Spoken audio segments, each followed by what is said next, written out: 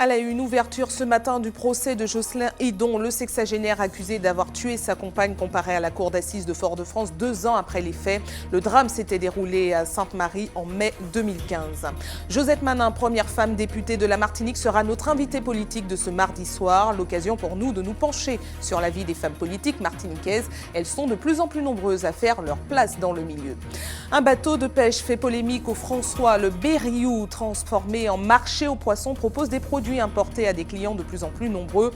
Les marins-pêcheurs dénoncent une concurrence déloyale. Et puis, nous parlerons sport avec ce rassemblement de 600 élèves aujourd'hui autour du rugby, une manifestation organisée par l'UNSS et l'UCEP pour conclure une année de travail autour de l'éducation et de la citoyenneté.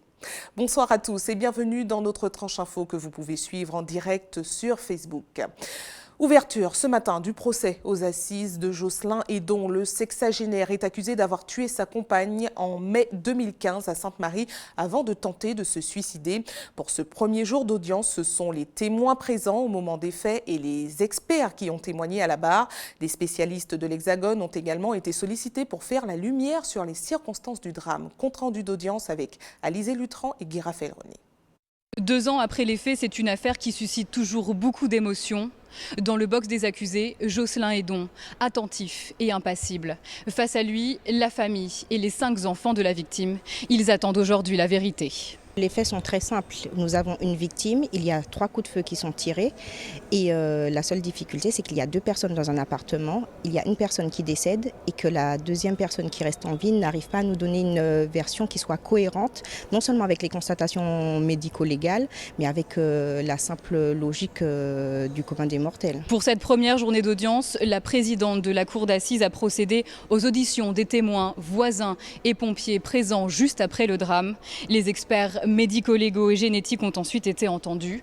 Scène assez inédite, l'avocat de la défense a demandé de procéder à la reconstruction partielle des faits au moment où Jocelyn Hédon retourne l'arme contre lui. À la fin de cette première journée, il a reconnu avoir essayé de mettre fin à ses jours, une version qu'il a souvent modifiée depuis le début de l'instruction. Quand je fais le bilan de cette première journée, je ne suis loin d'entendre la vérité. Ça ne correspond pas aux constatations médico-légales, ça ne correspond pas au rapport d'experts. Et M. Hédon est prêt à nous livrer une énième version qui n'est pas apparue pendant l'instruction, donc je suis assez perplexe. Il est poursuivi pour meurtre en récidive, ça veut dire qu'il encourt la perpétuité, puisqu'il a également la récidive légale. Il y a la circonstance aggravante que le meurtre a été commis par le concubin. En droit français, c'est une circonstance aggravante, donc il encourt la perpétuité. Demain matin, Jocelyn Hédon sera entendu plus longuement par les jurés de la cour d'assises. L'avocate de la partie civile livrera ensuite sa plaidoirie, juste avant le réquisitoire de l'avocat général. C'est enfin l'avocat de la défense qui sera entendu à la barre. Un drame qui, à l'époque, avait beaucoup ému dans la commune de Sainte-Marie. Pour rappel, Christine Labranche avait été retrouvée morte à son domicile et son compagnon grièvement blessé au visage après avoir retourné l'arme contre lui. Retour sur les faits avec Alizé Lutran et Guy Raphaël-René. Il est aux alentours de 22 h ce 18 mai 2015 lorsque des coups de feu retentissent au rez-de-chaussée de cette résidence tranquille du quartier Ansa-Zéro. Des voisins interloqués sortent de chez eux et sont les premiers à découvrir Jocelyn Hédon, gisant dans une mare de sang au milieu du couloir de l'immeuble. Une voisine témoigne à visage caché. J'ai entendu 2 détonations. À vrai dire, je ne savais pas qu'il s'agissait de coups de fusil. Et c'est le voisin que j'ai vu un petit peu affolé. Par la suite, je suis descendue. Et qu'est-ce que vous avez vu à ce moment-là ? J'ai vu le monsieur couché à terre et beaucoup de sang. Jocelyn Hédon présente une plaie importante à la mâchoire. À l'époque, il indique que sa compagne se serait suicidée dans leur appartement. Les secours arrivent rapidement sur place et trouvent dans le salon le corps sans vie de Christiane Labranche, une balle dans la poitrine. La victime avait 58 ans. Elle était employée sans histoire à la sous-préfecture de Trinité. Mère de 3 enfants, elle était notamment la belle-mère de Clarissa Jean-Philippe, la policière abattue à Montrouge lors des attentats de janvier 2015. Très vite, les soupçons se portent sur son compagnon. S'agirait-il d'un crime passionnel ? Jocelyn Hédon est entendu quelques jours après le drame par la gendarmerie de Trinité et livre plusieurs versions des faits. Il est depuis placé en milieu médical spécialisé. 2 ans après le drame, la justice tente aujourd'hui de faire la lumière sur les circonstances exactes de la mort de Christiane Labranche et de déterminer l'implication ou pas de son compagnon dans l'affaire. Au chapitre social, la CDMT appelle à la mobilisation générale ce jeudi 22 juin contre la loi travail. Réunie ce matin à Fort-de-France, la section syndicale tire une nouvelle fois le signal d'alarme pour dénoncer de graves atteintes au code du travail et aux droits des travailleurs. Une grande manifestation intersyndicale est donc prévue à Fort-de-France. Il sera question, entre autres, de mettre en exergue la situation de l'hôpital de Martinique, mais aussi les attaques que subiraient les syndicats et leurs représentants. Voyez les précisions du secrétaire général de la CDMT qui s'exprime face à la caméra de Luis Sabas. L'une des menaces les plus scandaleuses, c'est qu'on veut permettre que les licenciements se fassent sans que les juges puissent décider de la hauteur des indemnités pour licenciement abusif, licenciement fautif. On veut que le patron ait déjà un prix établi pour qu'il puisse tarifer, disons, les licenciements abusifs qu'il va faire. Ça est particulièrement scandaleux. Et puis on veut surtout que l'essentiel de la situation des salariés soit décidé simplement au niveau de l'entreprise, sans les conventions collectives, sans la loi, de manière à ce que le patron puisse imposer sur les salaires, sur le temps de travail, sur les conditions de travail et même sur le contrat de travail. C'est vraiment une régression des dizaines d'années en arrière. D'ailleurs, en France, commencent déjà des mobilisations à ce sujet. Il y a un fonds social qui est mis en place. Et bien ici aussi, les organisations réagissent et espèrent amplifier la mobilisation. L'appel, c'est jeudi, c'est lancé par plusieurs organisations syndicales, la CDMT, la CGTM-FSM, la CSTM, l'USAM, sont des organisations qui sont mobilisées jeudi et nous espérons que les travailleurs répondront massivement présents à cette journée d'avertissement. Information pratique à l'attention des candidats au baccalauréat technologique. Le rectorat informe que l'épreuve d'espagnol LV1 qui s'est déroulée hier a été invalidée et annulée. Une erreur qui se serait produite au niveau national et les élèves auraient planché sur le même exercice que l'an dernier. Une nouvelle épreuve est programmée ce vendredi 23 juin de 8h à 10h. Les candidats sont invités à retirer leur convocation dans les centres d'examen. En bref, 57 personnes ont reçu officiellement aujourd'hui leur décret de naturalisation et leur livret de citoyenneté française. Des nouveaux Français qui viennent essentiellement d'Haïti, de Sainte-Lucie, mais aussi de la Russie et de la Palestine. Une cérémonie d'accueil a été organisée pour l'occasion à la préfecture. Elle est première femme députée de la Martinique. Elle a été la première femme à la tête du Conseil général de l'île. D'ici 4 jours, elle s'envolera à destination du Palais Bourbon pour recevoir la fameuse mallette du député pour la première fois. Elle est notre invitée politique de ce mardi soir, Josette Manin. Bonsoir. Bonsoir Madame Doré. Merci d'avoir accepté notre invitation. C'est moi qui vous remercie. Je profite pour saluer toute la Martinique qui nous regarde. Alors, cela fait 3 jours mais déjà que vous avez été élue. Alors, une fois l'effervescence tombée, quel est votre état d'esprit là maintenant ? Mais écoutez, je suis dans un état d'esprit tout à fait normal, naturel, compte tenu de ce qui s'est passé. Cependant, j'ai amassé un certain nombre de fatigue, de stress pendant ces quelques jours de campagne électorale. Donc vous avez déjà soufflé là? J'essaie de souffler, j'essaie de me refaire, mais cependant, vous savez, après une campagne électorale, après des résultats d'élection, il y a un certain nombre de démarches à faire, un certain nombre je vais dire de démontage à faire, si on peut dire ça comme ça, et c'est contraignant et l'équipe est toujours en place et nous sommes en train de travailler sur je dirais les comptes de campagne et toute l'organisation qui avait été mise en place. Alors, vous marquez l'histoire de la politique martiniquaise en tant que femme. Nous nous sommes penchés sur la vie des femmes de la politique en Martinique et sur leurs difficultés à accomplir leur mission. On regarde tout de suite le reportage réalisé par Luis Sabas aujourd'hui. Je veux savourer cette victoire avec tout le monde et dire merci, merci, merci aux hommes et aux femmes de la circonscription du Centre-Atlantique. Josette Manin, élue députée de la circonscription Centre-Atlantique. Tel un phénix, à 67 ans, elle renaît de ses cendres politiques. Un milieu qu'elle a quitté en 2015 à l'issue de la création de la collectivité territoriale, après avoir présidé le Conseil général pendant 5 ans. Première martiniquaise à la tête de la collectivité départementale, première femme députée de l'île, une habituée des premières. Nombreux sont les Martiniquais satisfaits de voir Josette Manin à ce niveau de responsabilité. Une femme en Martinique élue Pour la première fois, c'est très bien. Je pense que le travail va être fait en profondeur parce que c'est une femme. La femme apporte toujours d'autres idées, de bonnes idées. Par contre, il faudrait qu'elle fasse ce qu'elle dit pour que les gens puissent continuer à la soutenir. Il était temps pour les Martiniquais d'avoir une femme au gouvernement et qui puisse représenter dignement la Martinique. La Martinique semble en retard quand en Guyane, des femmes comme Christiane Taubira et Chantal Berthelot ou Lucette Michaud-Chevry pour la Guadeloupe ont déjà occupé ces fonctions. Pourtant dans l'île, elles sont nombreuses en politique, mais il semblerait que, comme dans d'autres domaines, pour réussir, elles doivent faire beaucoup plus d'efforts que leurs collègues masculins. Après 17 ans de vie publique, je peux vous dire que le machisme existe en politique. Une femme doit faire ses preuves 10 fois plus, on a plus de regard sur elle, on porte plus de jugement sur elle, on attend d'elle qu'elle soit compétente. Il y a toujours ce mot qui revient, oui, les femmes, mais il faut qu'elles soient compétentes, comme si on exige des hommes qu'ils soient compétents. Bien souvent, il y a aussi des préjugés liés au fait d'être femme ou d'être jeune ou sur des aspects physiques. Et je crois qu'il faut sortir de cela. Moi, j'ai toujours dit aux camarades ou aux sympathisants qui me suivaient de ne jamais me considérer ni comme un homme ni comme une femme.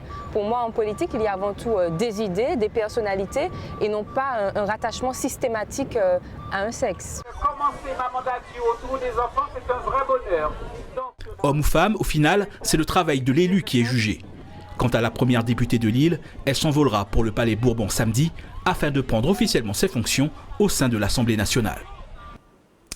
Alors, Josette Manin, en 2012, on avait vu Cécile Duflot se faire siffler au sein de l'Assemblée nationale parce qu'elle était en robe. Alors, on a quand même du mal à imaginer ça en Martinique parce qu'on a des femmes jock, alors elles se font bien respecter. Mais aujourd'hui, on parle d'une Assemblée nationale exceptionnellement féminisée. Est-ce que vous avez l'impression que le travail des femmes évolue en politique ? Oui, absolument. Même si on constate que la progression n'est pas celle qu'on aurait souhaité, c'est-à-dire qu'il aurait fallu qu'on soit en nombre égal dans les assemblées, 50 et 50. Mais je crois qu'il y a une progression qui est constatée. Et ce n'est pas faute d'avoir donné l'exemple. On a cité tout à l'heure un certain nombre de femmes qui sont parlementaires sur la Guyane, la Guadeloupe, etc. Je crois qu'il y a eu des exemples et les femmes ont commencé un peu à se sentir dans ce rôle de poteau mitant, non pas dans le foyer, mais de poteau mitant dans la vie publique, dans la vie politique et à côté des hommes. Donc je crois que les choses sont en train d'évoluer et je me réjouis effectivement de cet état d'esprit. Alors, ce qui impressionne dans votre parcours, c'est que même si vous êtes plutôt absente de la scène médiatique, par exemple, quand vous avez été élue au Conseil général, on ne vous avait pas vu venir spécialement. Là, ça fait à peu près 2 ans qu'on ne vous voit plus sur les médias et pourtant vous vous présentez et vous êtes élue. Alors, qu'est-ce qui fait la différence selon vous ? On ne me voit jamais venir, hein. J'ai envie de dire ça comme cela. Simplement parce que lorsque vous allez à une élection, ce sont justement les électeurs qui font de vous ce que vous devenez. Donc c'est la proximité que j'ai avec la population martiniquaise, le travail que j'ai fait, même si, comme disait tout à l'heure dans le compte-rendu, on ne voit pas toujours les femmes dans le sens politique du terme, c'est-à-dire la femme égale à l'homme, mais vous savez, le travail qui est fait en profondeur par les femmes n'est peut-être pas le même qu'effectue un homme. Donc vous privilégiez le terrain, c'est ça ? J'ai toujours privilégié le terrain parce que, vous savez, lorsque vous êtes... c'est vrai qu'on a peut-être un avantage, hein, puisque nous sommes celles qui va au libre-service, qui va faire les démarches administratives. Donc, c'est vrai qu'on est souvent confronté donc, à des rencontres avec la population. On va dans des manifestations sportives, culturelles. Donc, on est là. On emmène nos enfants, par exemple, au sport. Et donc, ce qui fait que le contact est permanent avec donc la population. Et je crois que ça nous permet effectivement d'avoir ce contact et puis de faire en sorte que lorsqu'il y a des échéances, que l'on soit vu autrement, Alors, je ne dis pas effectivement qu'on a une supériorité par rapport aux hommes, mais je dis que nous avons cette facilité d'être à côté de cette population et qui, à mon avis, fait d'abord confiance à la femme puisque c'est la maman, c'est le potomitan. Voilà. Alors, vous avez été élu, soutenu par l'Alliance Ensemble pour une Martinique Nouvelle. Vous êtes 2 députés sur 4 à dépendre de cette alliance. Justin Pamphile, le 3e candidat, n'a pas été élu, mais il n'a pas démérité non plus. Alors, comment on peut interpréter cela? Parce qu'on parlait d'une alliance qui était quasiment explosée, quasiment morte. Comment on peut interpréter ça? Vous savez, la considération qu'on a de mouvements politiques ou d'un groupe politique, ce sont les échos de la rue. Mais lorsqu'il y a un travail en profondeur, lorsqu'il y a une prise de conscience, parce que c'est vrai que ce groupe-là, cette alliance-là a connu, j'ai envie de dire, quasiment, et on a exprimé un terme tout à l'heure pour Josette Manet qui renaissait de ses cendres. Écoutez, on a failli justement être enterrés par certains, mais par nous-mêmes. C'est-à-dire que quand vous revenez d'une défaite, vous vous en prenez à vous-même et vous plongez. Et lorsque vous avez autour de vous un certain nombre de personnes, de militants qui vous disent non, il faut remonter la pente, il faut recommencer le travail. C'est tous les jours qu'il faut travailler. Dans le monde politique, c'est comme ça. Si vous vous laissez abattre, ça y est, on vous écrase. Donc, EPNM est sorti de ses cendres. Les mouvements politiques qui composent EPNM, Bâtir le pays, Martinique, le PPM, écoutez, nous avons réagi et nous avons pris la décision de revenir au devant de la scène et puis de faire en sorte que l'on puisse reconsidérer l'idée qu'on avait donc de cet ensemble, de cette alliance. Et ça a fonctionné pour le coup. Alors, on imagine que vous êtes déjà entretenu avec Serge Letchimy. Comment vous allez faire, comment ça va se passer le travail ensemble? Mais écoutez, nous avons pris l'habitude de travailler ensemble, Serge Letchimy et moi. Je pense qu'on se rappelle que Serge Letchimy présidait donc la région et moi le conseil général. Et c'était un travail qu'on avait donc quasiment de collaboration, donc régulier.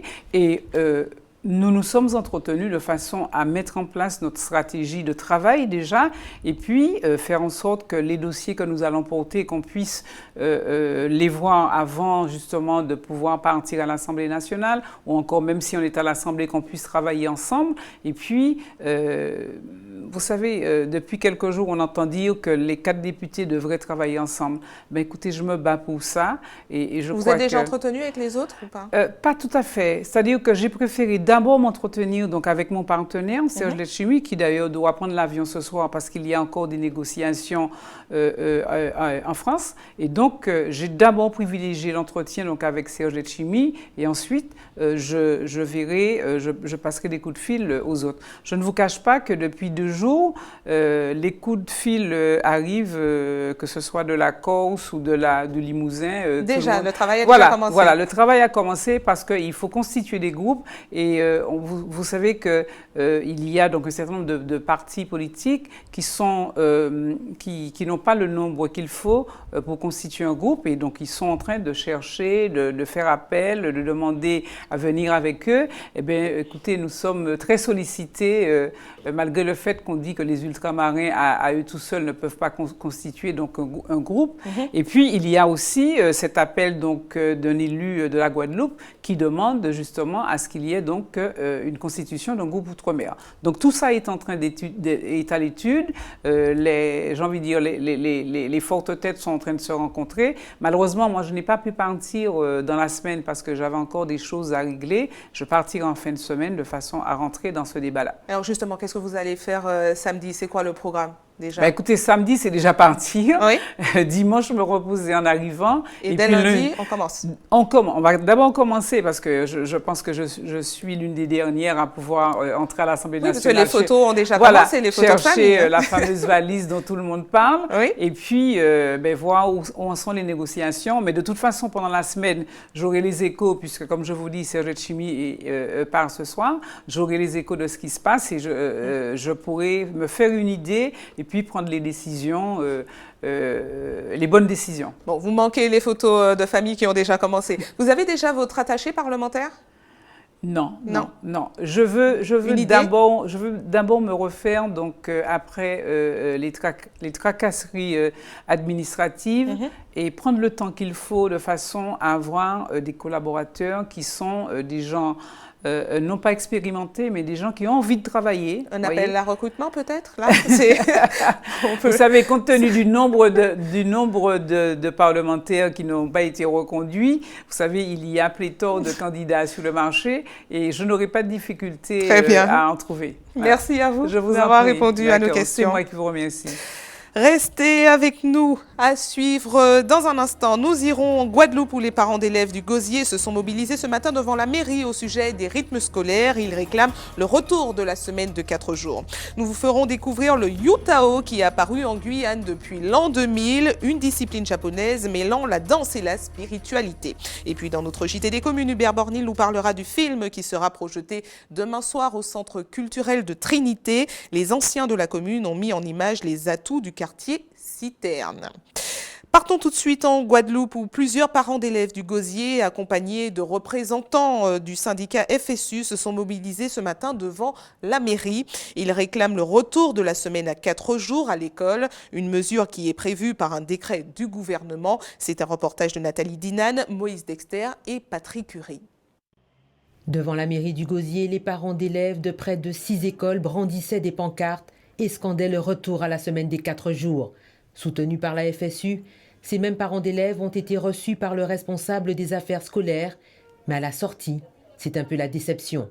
Nous avons constaté après 4 ans d'application de cette semaine de 4 jours et demi que les enseignants ne pouvaient plus, les collègues sont exténués justement par la mise en place de ce décret payant. Nous voyons que les résultats ne s'améliorent pas pour nos élèves et pire, nous voyons leurs conditions d'apprentissage se détériorer.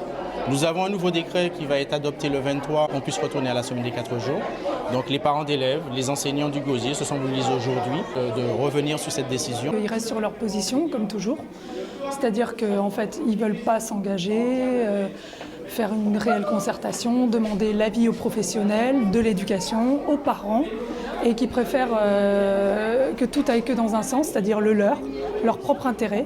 Ils essayent de trouver toutes les excuses du monde inimaginables pour dire qu'en fait, ils ne peuvent pas changer les choses, mais c'est parce qu'ils ne veulent pas changer les choses et qu'ils ne veulent pas nous écouter.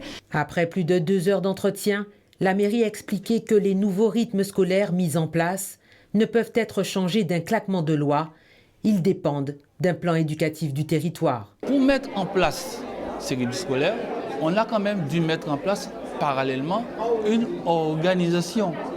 Une organisation donc, avec le personnel, avec les associations. On a eu des conventions avec les associations. Tout ça, ça a été mis en place. Donc, et le PEDT étant mis en place pour 3 ans, donc il est nécessaire d'avoir une évaluation concrète du PEDT. Donc le PEDT, c'est un document qui a été publié. Donc ce que nous disons aujourd'hui, nous devons, avec l'ensemble de la communauté scolaire, faire le bilan de ce PEDT et de dire voilà ce que nous proposons. Une affaire qui ne peut être réglée sous la pression pour la municipalité qui se dit ouverte au dialogue. Le retour aux 4 jours exigé par les parents ne sera peut-être pas appliqué à la rentrée prochaine. Le délai à la veille des grandes vacances est sûrement trop court. Un peu de détente maintenant avec une initiation au Yutao, un art mêlant danse et spiritualité visant à faire prendre conscience de son corps pour laisser apparaître sa dimension énergétique et artistique. La discipline est arrivée en Guyane depuis l'an 2000 et Ayodele Germa vous la présente. Regardez.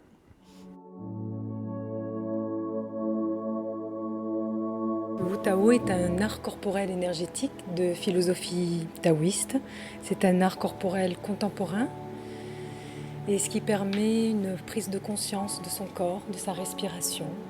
On prend conscience aussi de l'ancrage de son bassin, puis avec des relâchés de coccyx sacrum et plancher pubo-pelvien, ça permet de restaurer le mouvement ondulatoire dans la colonne vertébrale. Et après, on y met différents rythmes de souffle, avec l'inspire et l'expire par le nez et par la bouche. Alors, ce n'est pas un sport, on appelle plutôt un art corporel déjà, c'est une voie. Et en fait, on peut dire que c'est un art de vivre ou un art d'être. Ce que ça peut apporter, je pense que c'est unique à chacun et à chacune, mais en général et globalement, ce que je peux voir chez les personnes ou les élèves qui me donnent des retours, c'est un bien-être, le fait d'apprendre à respirer, de prendre soin d'elles, de prendre conscience aussi de leur corps et des zones de tension de leur corps. Et puis de remettre du mouvement ondulatoire dans la colonne vertébrale, de remettre du mouvement dans la colonne, tout simplement. Et retrouver aussi la conscience et l'incarnation de son plancher pubo-pelvien, c'est très important. Et je pense que la détente, elle commence déjà par une détente psychique, une détente émotionnelle, et puis après, bien entendu, puisque le corps fonctionne avec les émotions, le psychisme, la psychologie, et donc tout est en interaction. C'était une rencontre amicale avec Paul et Imanou, qui sont les co-créateurs du Tao. Ce que j'ai aimé, c'est leur pédagogie. Parce qu'ils sont inspirés beaucoup par tout ce qui est la bioénergie taoïste, donc la philosophie du taoïsme, puisque les taoïstes étaient les précurseurs de l'écologie corporelle. Ils se sont aussi basés un petit peu sur leurs recherches et leur grand intérêt sur la bioénergie occidentale.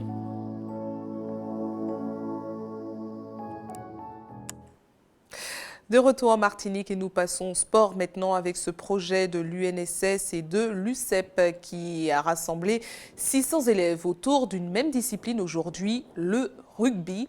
L'aboutissement d'un travail d'éducation et de citoyenneté qui a commencé en septembre dernier. Voyez les précisions recueillies par Johan Boulard. L'objectif, c'est de ramener tous les enfants du nouveau cycle 3, c'est-à-dire CE2, CM1, CM2 et les 6e. Donc les réunir autour d'un projet, une activité sportive, que serait le rugby cette fois-ci, et autour surtout de valeurs. Solidarité, laïcité, citoyenneté. Et ils représentent chacun une nation de la Caraïbe. Donc ça leur permet d'avoir une ouverture sur l'ensemble de la Caraïbe.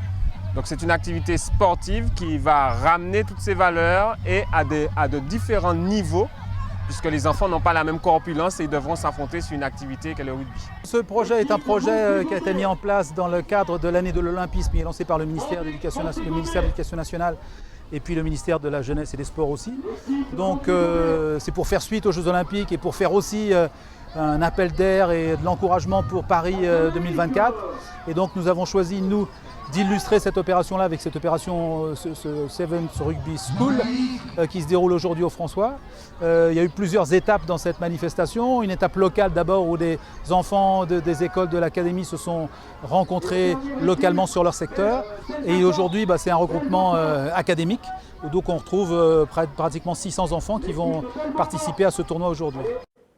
ATV toujours plus proche de vous vient votre rencontre dans les quartiers. C'est l'heure de notre JT des communes.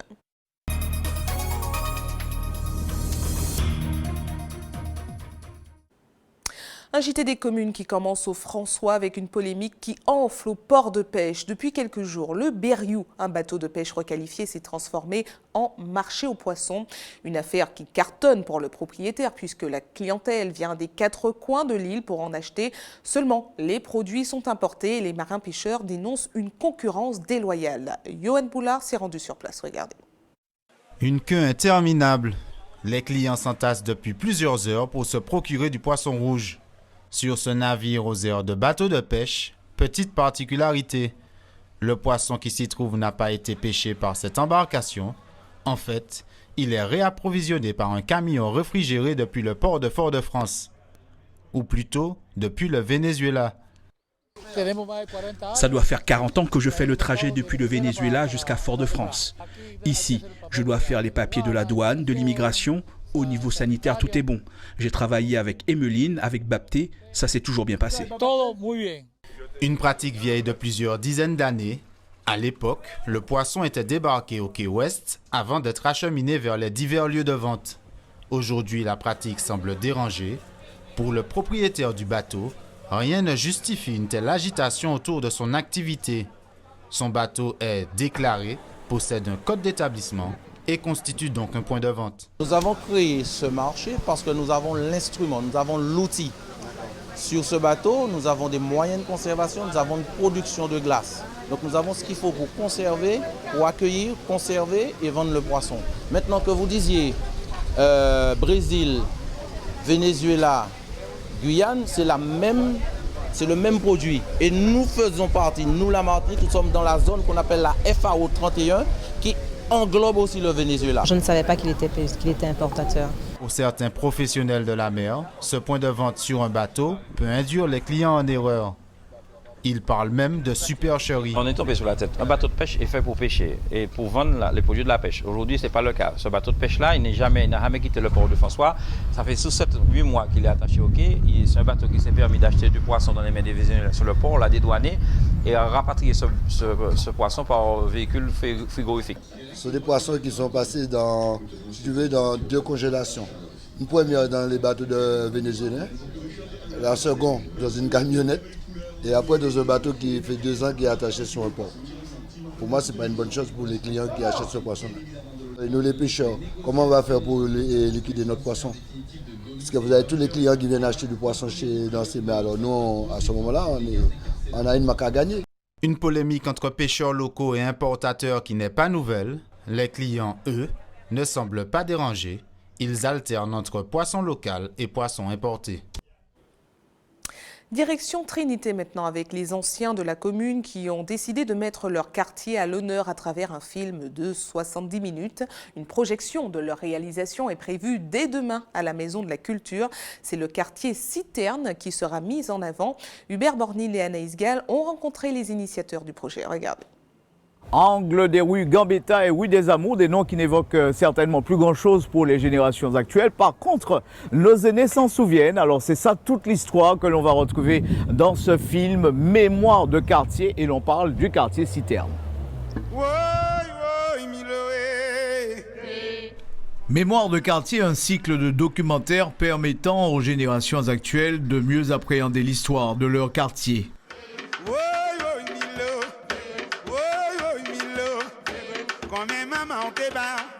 Le travail a été orienté sur cette partie du centre-ville de Trinité, le quartier Citerne. C'était un quartier extrêmement vivant. Quand on regarde, il y avait à peu près pas moins de 70 activités commerciales. Et puis, comme les maisons étaient moins agréables que maintenant, on était plus à l'aise dans la rue que dans la maison. En feuilletant le livre de M. Emmanuel Raveau, Espièglerie, j'apprends des choses extraordinaires, déjà rien que sur l'origine du nom Citerne. On appelle Citerne, je pense que c'est par erreur, parce qu'effectivement, il y a une citerne qui alimentait tout le bourg. Un projet né de la volonté des personnes âgées fréquentant la cyberbase et encadré par le service patrimoine de la ville. Dans ce club de seniors de la cyberbase, nous avons déjà un petit noyau qui s'est enrichi avec d'autres personnes du quartier. Et donc le contact d'abord a été pris avec eux. Donc le maire a sollicité toutes ces personnes. Et puis petit à petit, on a été au fur et à mesure faire ressortir les souvenirs de ces personnes pour pouvoir justement réaliser ce film. Donc, caméra au point, ces grandes dames, aidées de quelques opérateurs, sont parties sur le terrain à la rencontre des mémoires vives. Une expérience qu'elles ne seront pas prêtes d'oublier. J'ai plutôt causé avec les miens, mes frères, notamment mon frère plus grand que moi. Moi, je suis la 3e d'une famille de 5. Donc, durant la période, j'étais encore petite, mais j'ai pu connaître bien des choses de ce quartier. Le film, pourtant réalisé avec de petits moyens, est une source d'informations et de témoignages, un véritable vecteur de connaissances.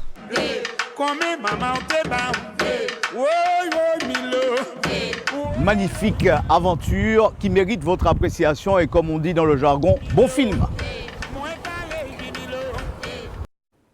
Information pratique avant de refermer cette édition. Pour ceux qui souhaitent faire un don de sang, demain, un camion de l'EFS sera stationné sur le parking du centre commercial La Galeria de 9h à 14h. Comme chaque jour ouvré, une équipe sera également à votre disposition de 9h à 16h à la maison du don au CEPCHU, Pierre Zobda-Kitman, au quartier La Ménard à Fort-de-France. Et c'est la fin de votre journal local et régional, mais ne bougez pas, on se retrouve dans quelques instants avec Antje. Et à tout de suite.